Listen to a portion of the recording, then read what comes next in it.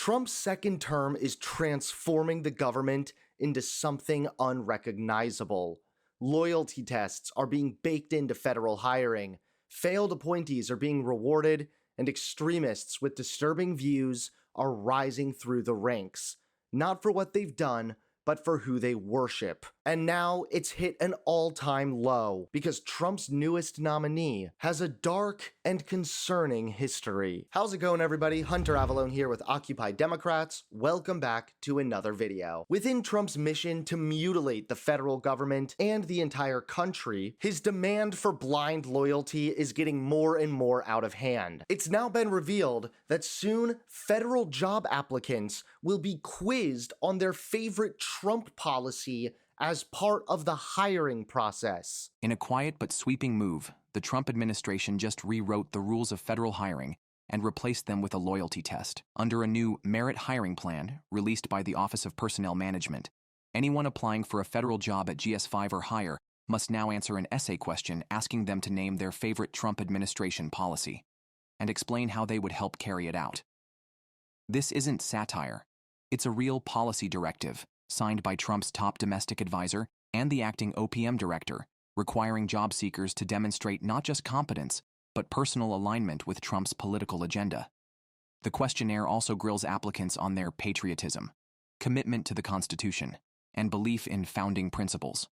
And while the memo tacks on some bipartisan hiring reforms, they're buried beneath a much clearer mission: purge the bureaucracy of ideological dissent.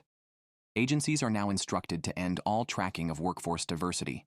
Demographic data on race, gender, or national origin? Gone. Recruitment is being redirected toward religious colleges and homeschooling networks.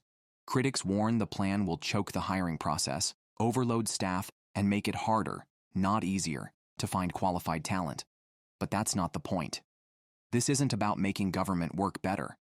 It's about turning the government into a MAGA loyalty machine. Conservatives talked a bunch about DEI and people being unqualified. Now all of a sudden qualifications hardly matter. The Trump administration cherishes loyalty above everything else, which is why they worked with people like Elon Musk. He was praised and rewarded even though he didn't actually do much of anything. But I think it's fascinating how much you have written about Doge. Those are just some examples of your headlines. So I want to start with the following question.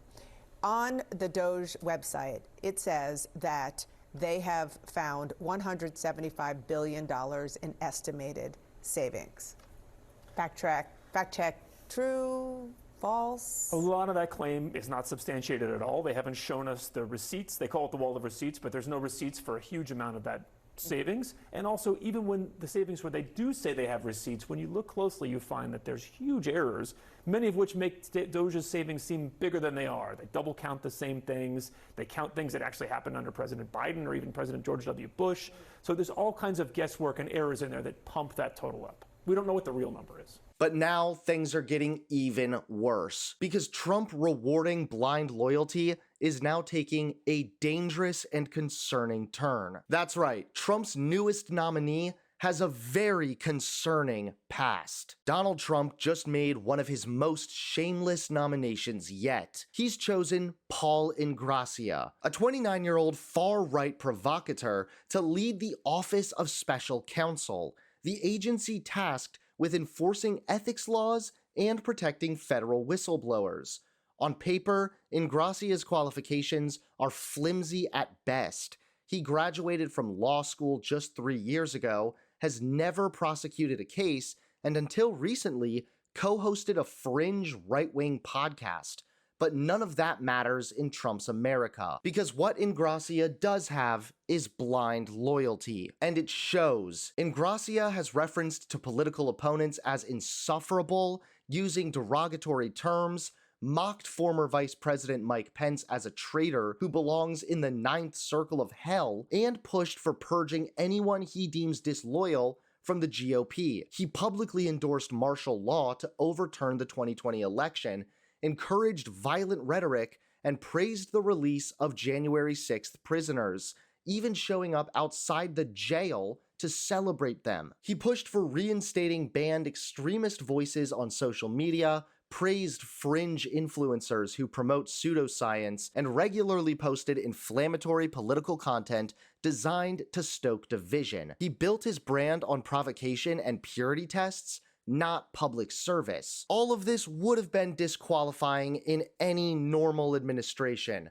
but in Trump's second term, this is just a resume. But believe me, it gets so much worse. While Ingrassia was loudly branding himself as a constitutional scholar and building his online persona, he was also misrepresenting himself in a way that could be illegal. In 2023, he was publicly listed as legal counsel in a high-profile civil case involving a controversial internet figure who had been charged with deeply concerning crimes overseas. Press releases from his law firm referred to him as an associate attorney. He traveled internationally for the case, was featured in media coverage, and published legal analysis under the title of lawyer. But there was one massive problem. Paul Ingrassia wasn't actually a licensed attorney. He hadn't even taken the bar exam yet. He wasn't admitted to practice law. And according to state law, falsely presenting yourself as a lawyer isn't just dishonest, it's a crime. Experts say this kind of misrepresentation could lead to disciplinary action, sanctions, or worse. But instead of consequences, Trump gave him a job at the White House. This isn't just about one unqualified loyalist. This is about a system that rewards blind allegiance over competence, where ethics are enforced by the unethical and laws are upheld by people who violate them. Yeah, I just can't get over the fact that one of the most unethical people has been nominated by Trump to lead the office of special counsel. When government oversight is just handed to extremists, when loyalty is valued more than law, and when truth takes a backseat to propaganda, democracy isn't just eroding, it's being redesigned. These aren't isolated events. They're proof of a government that rewards obedience over ethics. And the most terrifying part, so far, it's working.